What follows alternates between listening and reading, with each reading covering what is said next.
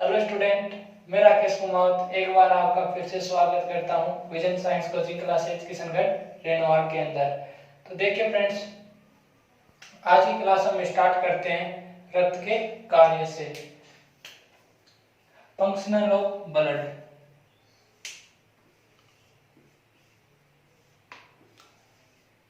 रक्त के कार्य, ठीक है। जैसा कि हमने अपने लास्ट क्लास में देखा था कि जो आरबीसी होती है वह आपके क्या करती है, ऑक्सीजन का परिवहन करती है, ठीक है। तथा जो डब्ल्यूबीसी होती है, श्वेत रुधिर कणिकाएं, वह आपके शरीर में प्रतिरक्षा का कार्य करती है, हमारी बॉडी में क्या करती है, प्रतिरक्षा का कार्य करती है। और जो प्लेटलेट्स होती है, बिंबाणु, वो हमारे शरीर में क्या करते हैं, रक्त का थक्का बनाने में सहायक होते हैं, ठीक है। जो रक्त का थक्का बनता है उसे बनाने में मदद करते हैं। तो ये जो 3 कार्य थे ये अपनी लास्ट क्लास में देख लिए थे, तथा रक्त के कुछ और कार्य हैं जिन पर आप विस्तृत चर्चा आज की क्लास में करते हैं। तो देखो रक्त के कार्य क्या क्या होते हैं। रक्त क्या होता है, हमारे शरीर में जो रक्त है ना, ये महत्वपूर्ण ऊतक के होता है। रक्त क्या होता है, हमारे शरीर में एक महत्वपूर्ण ऊतक होता है जो हमारी बॉडी के अंदर हमारे शरीर में विभिन्न प्रकार के कार्यों को संपादित करता है या कार्य करने में मदद करता है। अब देखो, जो रक्त होता है वह हमारे शरीर में O2 ऑक्सीजन और CO2 कार्बन डाइऑक्साइड को बाह्य वातावरण तथा ऊतकों के मध्य इसका क्या करता है, परिवहन करता है। और जो हमारी बॉडी में पोषक तत्व होते हैं उनको हमारे शरीर में विभिन्न स्थानों तक पहुंचाता है। इन दो बातों को हम एग्जाम्पल की सहायता से समझते हैं ताकि आपको आसानी से समझ में आ जाए, ठीक है। अब देखते हैं,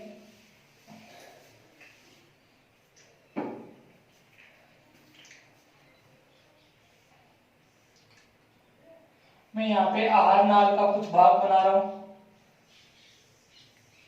ठीक है। ये मैंने बनाई छोटी आंत, लगभग इसी प्रकार की होती है। और ये मैंने बना दी फिर आपकी बड़ी आंत, ठीक है। ये मैंने आपके छोटी आंत बड़ी आंत बना दी। इधर बनाता हूं मैं आपकी, ये हो गई आपकी श्वास नली, ठीक है। ये हो गए आपके लंग्स, ठीक है। इसके बाद में देखते हैं, यहाँ पे मैं बनाता हूं आपके एक सेल, कोशिका,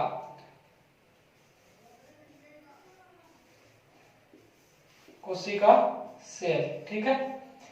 अब जो हम भोजन करते हैं, ठीक है, भोजन क्यों करते हैं, ताकि हमारी बॉडी को एनर्जी मिले, ऊर्जा मिले, जिसके फलस्वरूप हमारा बॉडी कार्य करे या हमारा शरीर जो होता है वो कार्य करता है, ठीक है। अब देखते हैं, हम जो भोजन करते हैं तो भोजन का जो पाचन तंत्र के अंदर इसका पाचन होता है। पाचन होने के बाद में हमारे शरीर में भोजन का क्या होता है, अवशोषण किया जाता है। मेरे प्यारे विद्यार्थियों, जब भोजन का पाचन हो जाता है तो इसका अवशोषण किया जाता है। और जो आपके अवशोषण किया जाता है वो किसके रूप में होता है, वह ग्लूकोज के रूप में होता है। जो आपका पचित भोजन होता है उसका अवशोषण अपनी बॉडी के अंदर ग्लूकोज के रूप में किया जाता है, ठीक है। अब इसके बाद में देखो ये होता कैसे है। यहाँ पे क्या होता है, यहाँ पे आपके रक्त वाहिनिकाएं पाई जाती है, छोटी छोटी, ठीक है। तो ये रक्त वाहिनियां क्या करती है, पचित भोजन का अवशोषण करती है और अवशोषण को कहाँ पे लेके जाती है, अवशोषण करके उसको कोशिका के पास में लेके आती है। किसको लेके आई, ग्लूकोज को कोशिका के पास लेके आ गई।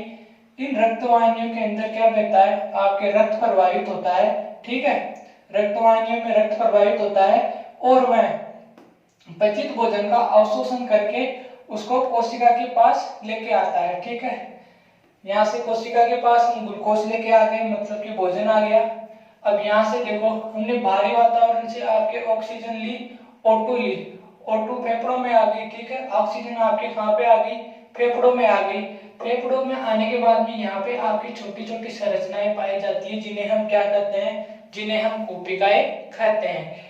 अब इन कुपिकाओं में क्या होता है, इन कुपिकाओं में आपके रक्त वाहिकाएं पाई जाती है और ये रक्त वाहिकाएं आपकी क्या करती है, O2 को कहाँ पे लेती है, कहाँ पे लेकर आती है, कोशिका के पास लेके आती है। यहां से आया आपके ग्लूकोज, ठीक है, इधर से आया आपके O2, दोनों के मध्य आपके क्या होती है, आपस में क्रिया होती है। क्रिया के फलस्वरूप आपके क्या होती है, आपके ऊर्जा का निर्माण होता है, ठीक है। और हम भोजन क्यों करते हैं, ताकि हमें अपनी अपनी बॉडी में एनर्जी मिले, जिसके फलस्वरूप हम कार्य कर सके। तो यहाँ पे ऊर्जा का निर्माण हो गया। ऊर्जा के निर्माण के फलस्वरूप यहाँ पर कुछ अपशिष्ट उत्पाद भी बनते हैं। एक तो बनता है आपके CO2, जो वापस रक्त वाहिनियों से होता हुआ फेफड़ों में, फेफड़ों से वापस आपके बाह्य वातावरण में छोड़ दिया जाता है। और कुछ आपके अपशिष्ट बनता है।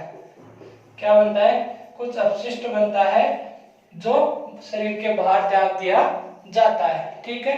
उम्मीद करूंगा आपको जरूर समझ में आया होगा। तो यहाँ पे आपके रक्त के दो कार्य क्लियर होते हैं। एक तो होता है जो O2 और CO2 होता है, इसको बाहरी वातावरण से क्या करता है, बाहरी वातावरण में ऊतकों के मध्य परिवहन करता है। और जो दूसरा होता है आपके, दूसरा क्या होता है, जो हमारे बॉडी में पोषक तत्व होते हैं, उनका हमारे शरीर में विभिन्न अंगों तक क्या करता है, रक्त परिवहन करता है, ठीक है। इससे आगे हम नेक्स्ट पे चलते हैं। अब देखते हैं रक्त का नेक्स्ट कार्य क्या होता है।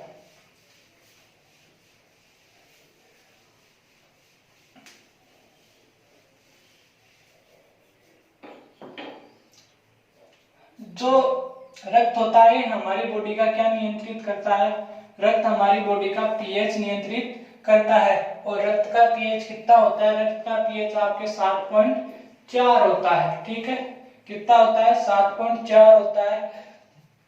ये हमारी बॉडी में जो रक्त होता है हमारी बॉडी में पीएच को नियंत्रित क्यों करता है, क्योंकि जो हमारी बॉडी में हार्मोन्स होते हैं या एंजाइम होते हैं, एंजाइम या हार्मोन्स, जो हमारी बॉडी में एंजाइम या हार्मोन्स होते हैं, वह एक निश्चित पीएच के ऊपर कार्य करते हैं। किसके ऊपर कार्य करते हैं, वह एक निश्चित पीएच के ऊपर कार्य करते हैं।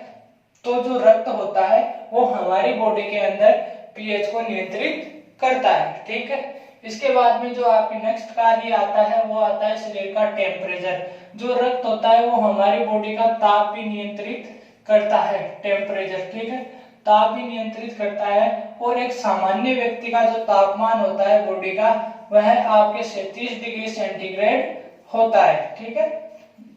और ये हमारी बॉडी के विभिन्न भागों में जो टेम्परेचर होता है वो लगभग समान होता है, 37 डिग्री सेंटीग्रेड होता है एक स्वस्थ व्यक्ति का तापमान। इसके बाद में देखते हैं जो रक्त होता है वह आपके हार्मोन्स का स्राव पर नियंत्रित करता है, जो एंजाइम स्राव होते हैं उन पर नियंत्रित करता है, जैसा कि हमको भूख कब लगना है, हमारे शरीर में वृद्धि होना, ठीक है, आदि सब हार्मोन्स पर जो रक्त होता है वो नियंत्रित करता है।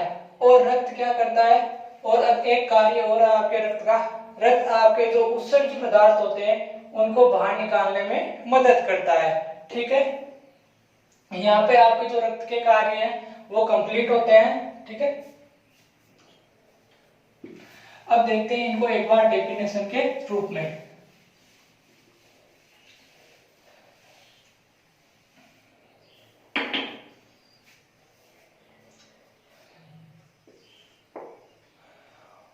O2 व CO2 का वातावरण तथा ऊतकों के मध्य, O2 व CO2 का वातावरण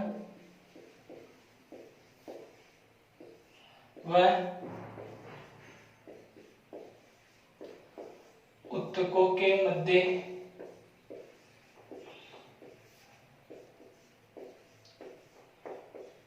विनिमय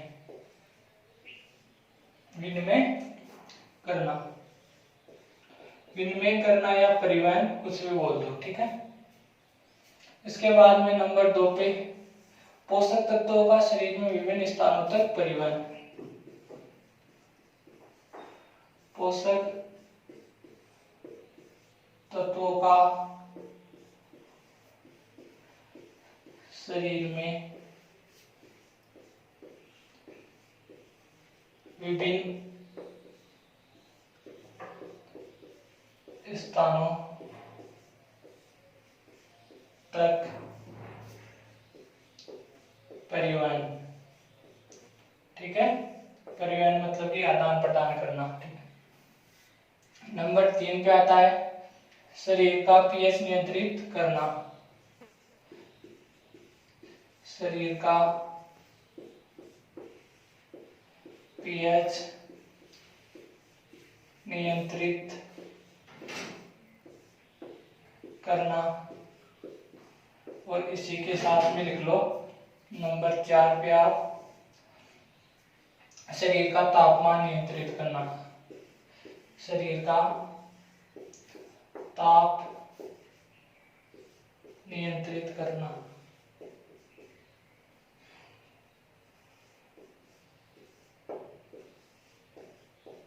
ठीक है, शरीर का ताप नियंत्रित करना। और नंबर 5 पे आता है आपके प्रतिरक्षा के कार्य को संपादित करना। प्रतिरक्षा के कार्य को संपादित करना। ठीक है। और लास्ट आता है आपके हार्मोन का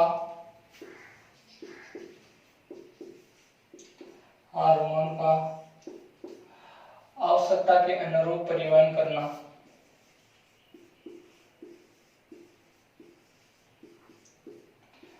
आवश्यकता के अनुरूप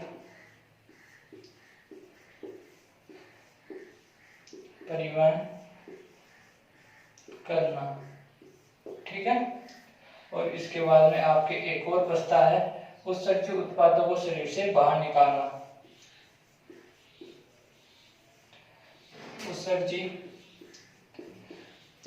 उत्पादों को शरीर से बाहर निकालना। ठीक है, बाहर निकालना।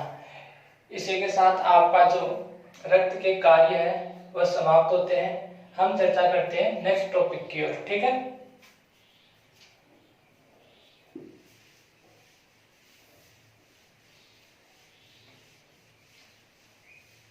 आपका जो नेक्स्ट टॉपिक है वह टाइप ऑफ ब्लड, रक्त के प्रकार। ठीक है,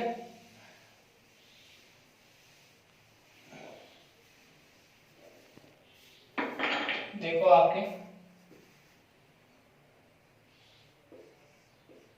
रक्त के प्रकार।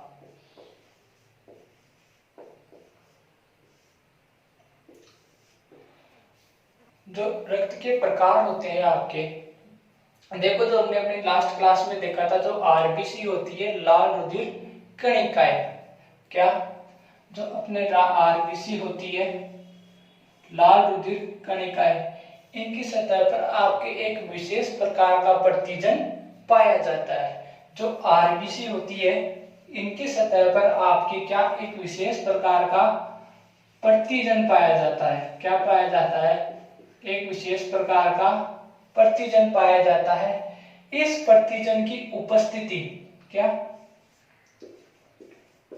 इस प्रतिजन की उपस्थिति या अनुपस्थिति, उपस्थिति या अनुपस्थिति के आधार पर, इस प्रतिजन की उपस्थिति या अनुपस्थिति के आधार पर आपके शरीर में रक्त को 4 समूह में बांटा गया है। कितने समूह में बांटा गया है?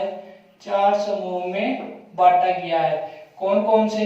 देखो ध्यान से, एक हो गया ए, दूसरा बी, ठीक है, तीसरा ए बी, और जो चौथा है आपके नंबर 4 पर वह है ओ। ठीक है, अब देखो इनमें कौन कौन से प्रतिजन पाए जाते हैं। जो ए होता है इसमें ए प्रतिजन पाया जाता है। जो बी होता है बी की सतह पर आपकी बी प्रतिजन पाया जाता है। जो आपके ए बी होता है इसकी सतह पर आपके दोनों प्रतिजन पाए जाते हैं, ए व बी। और नंबर 4 पर जो आपके O होता है, इसकी सतह पर कोई प्रतिजन नहीं पाया जाता है। A व B में से कोई प्रतिजन नहीं होता है। ठीक है, एक बार वापस से देख लो। जो आपके रक्त के प्रकार है, तो आपके आरबीसी होती है, लाल रुधिर कणिकाएं, इनकी सतह पर आपके प्रतिजन पाए जाते हैं। प्रतिजन की उपस्थिति व अनुपस्थिति के आधार पर आपके रक्त को 4 भागों में बांटा गया है, A B A B O. ठीक है, ए की सतह पर आपके ए प्रतिजन पाया जाता है, बी की सतह पर आपके बी प्रतिजन पाया जाता है, ए बी की सतह पर आपके ए बी प्रतिजन पाया जाता है, और ओ की सतह पर आपके कोई प्रतिजन नहीं पाया जाता है, इसलिए मैंने यहाँ पे क्रॉस लिखा है। ठीक है, अब देखो, इनके अलावा आपके रक्त के अंदर एक और प्रतिजन पाया जाता है, जिसे हम कहते हैं RH प्रतिकारक।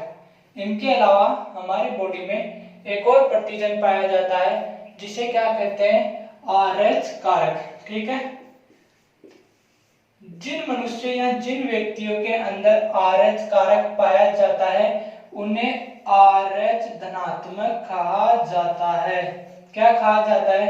जिन प्राणियों के अंदर RH पाया जाता है रक्त में, उन्हें RH पॉजिटिव कहा जाता है, और जिनमें नहीं पाया जाता है उन्हें RH नेगेटिव कहा जाता है, RH ऋणात्मक कहा जाता है। और करीब आपके विश्व के अंदर 80% व्यक्ति RH पॉजिटिव है, मतलब कि विश्व में करीब 80% लोगों के पास RH धनात्मक रक्त पाया जाता है। ठीक है, और जो आपके ये समूह होता है ए बी ओ वाला, इसे क्या कहते हैं? इसे ए बी ओ समूह भी कहा जाता है, इसे ए बी ओ समूह भी कहा जाता है। ठीक है, और इसे आपके एबीओ रक्त समूह भी कहा जाता है, इसे क्या कहते हैं? इसे एबीओ रक्त समूह भी कहते हैं। इसी के साथ आपके जो रक्त के प्रकार हैं वो समाप्त होते हैं, क्योंकि आपके जो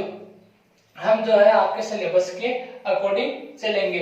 अगर आपको और ज्यादा डीपली चाहिए तो आपको एक और क्लास अवेलेबल हो जाएगी। ठीक है,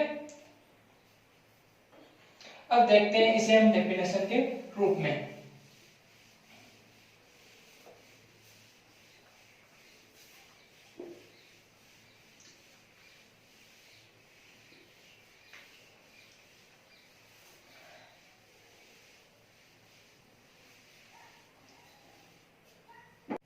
रक्त में पाए जाने वाली रक्त में पाए जाने वाली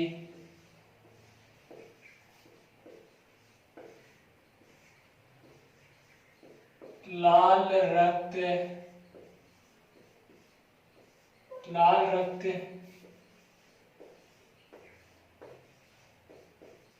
कणिकाओं की सतह पर लाल रक्त कणिकाओं की सतह पर पाए जाने वाले विशेष प्रकार के प्रतिजन, सतह पर पाए जाने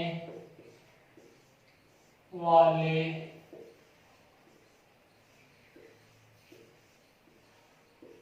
विशेष प्रकार के प्रतिजन ए व बी की उपस्थिति या अनुपस्थिति के हिसाब से मानव रक्त को की उपस्थिति या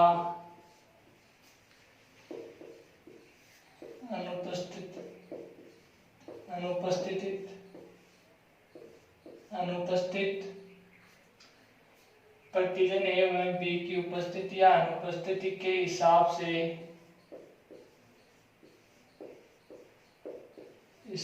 से मानव रक्त को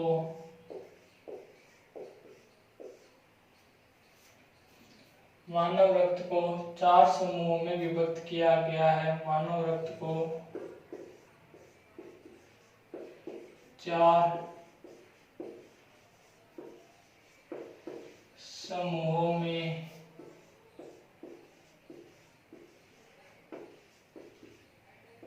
विभक्त किया गया है। अब देखो 4 समूह कौन कौन से है आपके। एक तो हो गया ए, दूसरा हो गया बी, तीसरा हो गया आपके ये बी और आपके लास्ट हो गया ओ। ठीक है, 4 समूह हो गए ए बी और ओ।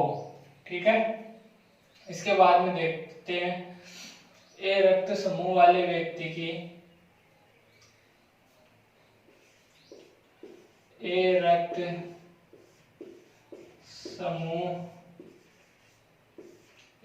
समूह वाले व्यक्ति की लाल कोशिकाओं पर ए रक्त समूह वाले व्यक्ति की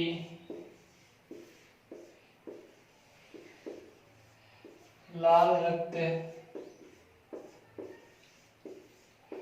कणिकाओं पर ए प्रतिजन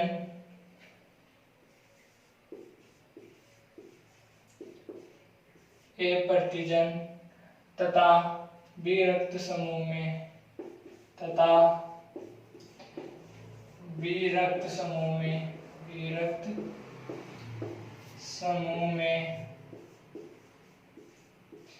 बी प्रतिजन और ए बी रक्त समूह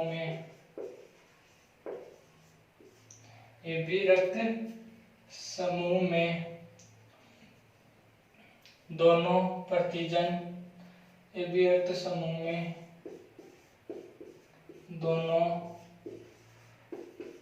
प्रतिजन ए व बी होते हैं तथा ओ रक्त समूह पर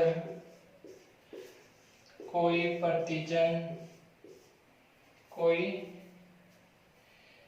प्रतिजन उपस्थित नहीं होता है। कोई प्रतिजन उपस्थित नहीं होता है। ठीक है, देखो एक बार वापस, जो आपके रक्त में पाई जाने वाली लाल रक्त कणिकाएं होती है, रेड ब्लड सेल्स, ठीक है, की सतह पर आपके एक विशेष प्रकार के क्या पाए जाते हैं, प्रतिजन पाए जाते हैं ए व बी। ठीक है, इसकी उपस्थिति या अनुपस्थिति के हिसाब से आपके मानव रक्त को कितने भागों में डिवाइड किया गया है, 4 भागों में। कौन कौन से, ए हो गया, बी हो गया, ए बी हो गया, ओ हो गया। ठीक है, इसके बाद में देखते जो ए रक्त समूह होता है उसकी लाल रक्त कणिकाओं पर आपके ए प्रतिजन पाया जाता है, बी वालों के आपके बी प्रतिजन पाया जाता है। ठीक है, और जो ए बी होता है उनमें दोनों प्रतिजन ए व बी दोनों उपस्थित होते हैं, और जो आपके ओ होता है इस पर कोई प्रतिजन उपस्थित नहीं होता है। ठीक है, अब चलते हैं आगे।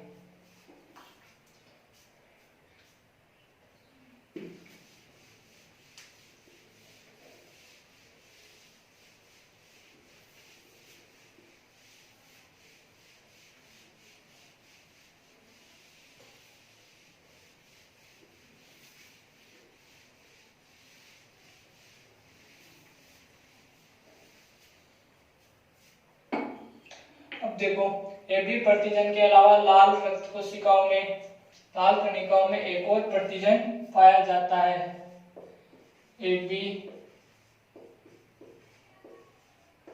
प्रतिजन के अलावा लाल कणिकाओं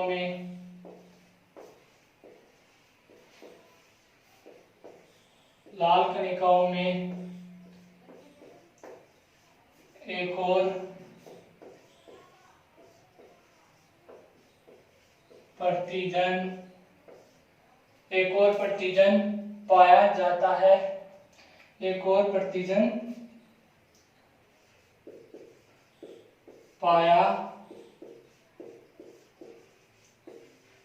जाता है जिसे RH प्रतिजन कहा जाता है। जिसे RH प्रतिजन कहा जाता है। ठीक है, जिसे RH प्रतिजन कहा जाता है। जिन मनुष्य में RH कारक उपस्थित होता है, जिन मनुष्यों में RH कारक उपस्थित होता है उनका रक्त RH पॉजिटिव होता है। जिन मनुष्यों में RH कारक उपस्थित होता है उनका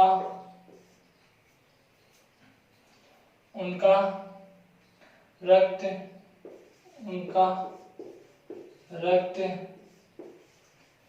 RH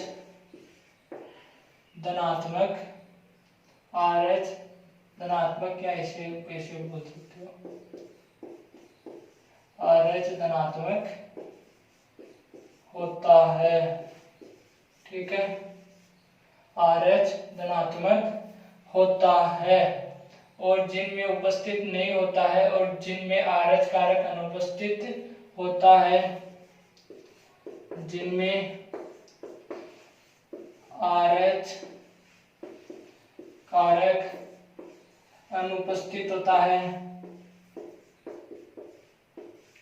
अनुपस्थित होता है उन्हें RH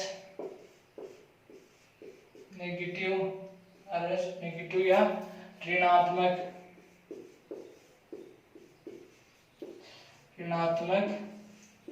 कहा जाता है। ठीक है, RH ऋणात्मक कहा जाता है। विश्व में करीब 80% व्यक्तियों का रक्त RH धनात्मक है और विश्व में करीब 80% व्यक्तियों का रक्त RH पॉजिटिव या RH धनात्मक है। इसी के साथ जो आपके रक्त के प्रकार थे वो भी समाप्त होते हैं और नेक्स्ट टॉपिक की ओर चर्चा करते हैं, रक्त का परिसंचरण तंत्र। ठीक है।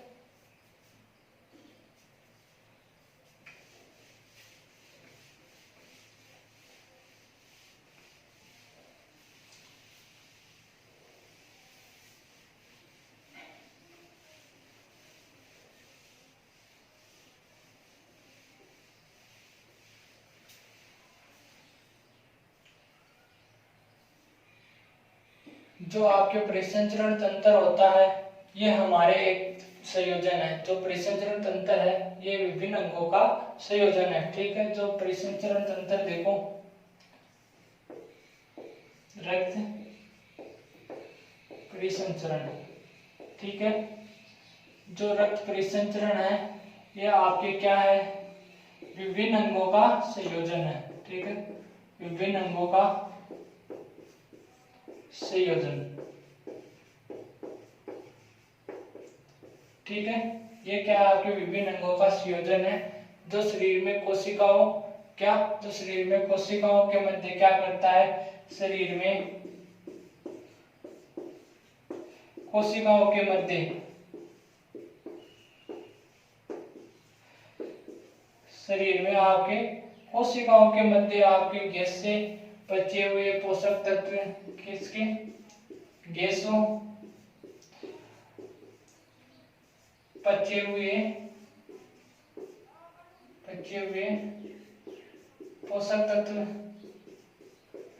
बचे हुए आपके पोषक तत्व हार्मोन्स पोषक तत्व हार्मोन्स उत्सर्जित पदार्थों का क्या करता है परिवहन करता है। उत्सर्जित पदार्थों का क्या करता है आपके परिवहन करता है। और जो आपके रक्त परिसंचरण तंत्र में आपके जो अंग होते हैं ये विभिन्न अंगों का संयोजन होता है। तो इसमें कौन कौन से अंग होते हैं वो भी देख लो, ठीक है। नंबर 1 पे आता है आपके रक्त, नंबर 2 पे आता है आपके हृदय और नंबर 3 पर आती है आपकी वाहिनिकाएं, ठीक है। यह जो आपके रक्त परिसंचरण तंत्र होता है ये 3 अंगों से मिलकर बना होता है। रक्त हो गया, हृदय हो गया और आपके वाहिकाएं हो गई, ठीक है। अब इसके बाद में देखो रक्त के अलावा इसमें एक अन्य द्रव लसिका भी होती है। लसिका होती है जो परिवहन का एक हिस्सा होती है। क्या होती है इसके अंदर एक लसिका भी होती है। इसमें एक संरचना होती है वो एक लसिका भी होती है जो क्या करती है परिवहन का हिस्सा होती है। मतलब कि जो परिवहन होता है उसे करने में मदद करती है। लसिका एक विशिष्ट तंत्र के द्वारा गमन करता है। जो लसिका होता है एक विशिष्ट तंत्र के द्वारा गमन करता है और वो तंत्र कैसा होता है आपके वो तंत्र खुला तंत्र होता है, खुला तंत्र होता है। और जो मानव के अंदर रक्त परिसंचरण तंत्र पाया जाता है ये रक्त परिसंचरण तंत्र आपके कैसा होता है ये बंद प्रकार का रक्त परिसंचरण होता है। ये बात ध्यान रखने योग्य होती है, बहुत ही इंपॉर्टेंट बात है। जो मानव में रक्त परिसंचरण तंत्र पाया जाता है वह किस प्रकार का होता है। मानव में जो रक्त परिसंचरण तंत्र होता है वह बंद प्रकार का होता है, ठीक है। इसके बाद में देखो जो आपके परिसंचरण तंत्र होता है इसमें रक्त क्या करता है। रक्त जो तरल पदार्थ होता है ये तरल पदार्थ है, ये तरल पदार्थ के तौर पर कार्य करता है। जो परिवहन योग्य पदार्थों को अभिगमन में भूमिका निभाता है। जो क्या करता है जो परिवहन योग्य पदार्थ होते हैं उनका क्या करता है ये परिवहन करता है और उनमें मुख्य भूमिका निभाता है इस तंत्र का। और जो रक्त परिसंचरण तंत्र के अंदर जो हृदय होता है यह आपकी मुख्य भूमिका निभाता है। या हम कह सकते हैं जो रक्त परिसंचरण तंत्र का केंद्रक होता है वह हृदय होता है। क्या होता है जो आपके रक्त परिसंचरण तंत्र होता है इसका जो केंद्रक होता है वह हृदय होता है। हृदय क्या करता है जो रक्त होता है इसको लगातार पंप करता रहता है और इसको विभिन्न शरीर के विभिन्न भागों तक पहुंचाता है, ठीक है। जो रक्त होता है इसको हृदय जो होता है लगातार पंप करता है और उसे विभिन्न भागों तक पहुंचाता है, ठीक है। जो और रक्त भी क्या है रक्त आपके निरंतर रुधिर वाहिनियों में गमन करता रहता है। हृदय पंप करता है और जो रक्त होता है वो आपके निरंतर रुधिर वाहिनियों में परिवहन करता रहता है, ठीक है।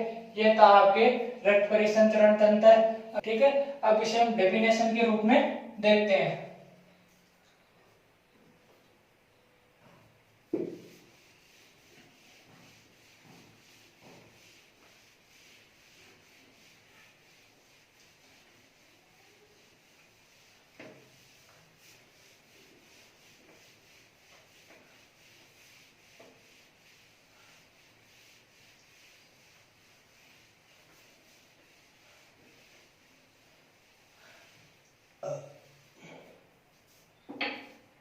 देखो रक्त परिसंचरण तंत्र विभिन्न अंगों का एक संयोजन होता है। जो शरीर की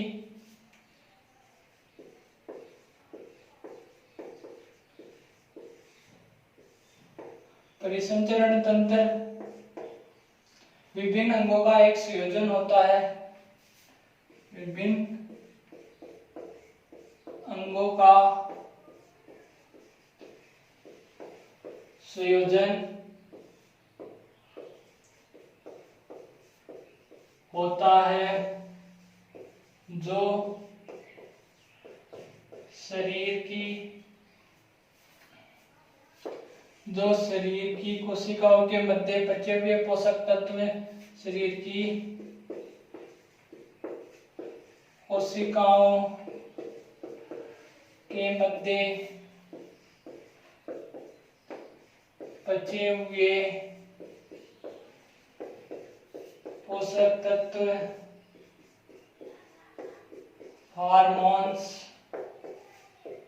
हार्मोन, ठीक है। हार्मोन उत्सर्जित पदार्थ आदि का परिवहन करता है। हार्मोन उत्सर्जित पदार्थ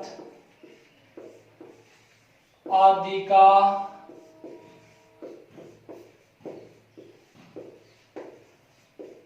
परिवहन करता है, ठीक है। आदि का परिवहन करता है। मानवों में बंद परिसंचरण तंत्र पाया जाता है।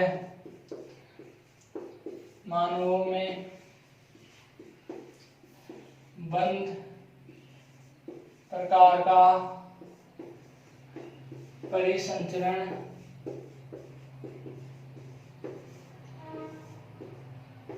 तंत्र पाया जाता है।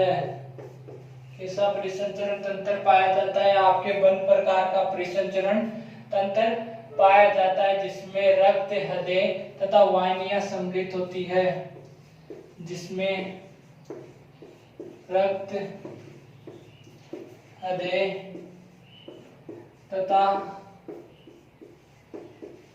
वाहिनियां सम्मिलित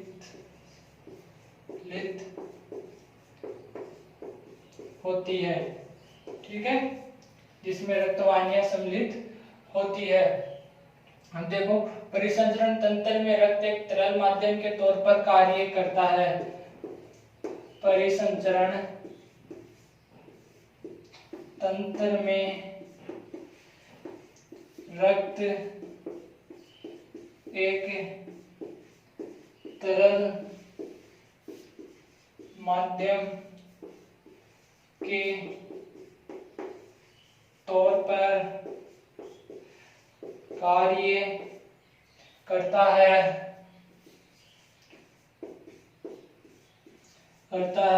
जो परिवहन योग्य पदार्थों के अभिगमन में परिवहन योग्य पदार्थों के अभिगमन में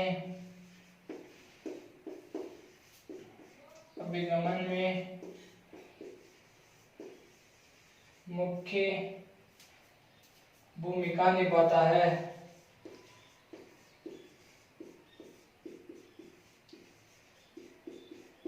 ठीक है। मुख्य भूमिका निभाता है। हृदय इस तंत्र का केंद्रक है। हृदय इस तंत्र का केंद्र है जो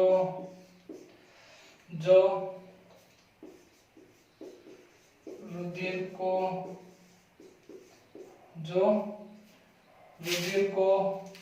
निरंतर रक्तवाहिनियों में पंप करता है। रुधिर को निरंतर रक्त वाहिनियों में पंप करता है, ठीक है। जो आपके हृदय होता है वह इस तंत्र का केंद्र होता है और क्या करता है, आपके लगातार जो रुधिर होता है लगातार रुधिर को रक्त वाहिनियों में पंप करता है। इसी के साथ आपका जो रक्त परिसंचरण तंत्र है वो यहीं पे समाप्त होता है और हम आज की क्लास को यहीं पे विराम देते हैं, ठीक है। तो नेक्स्ट क्लास में हम कंटिन्यू करेंगे। धन्यवाद।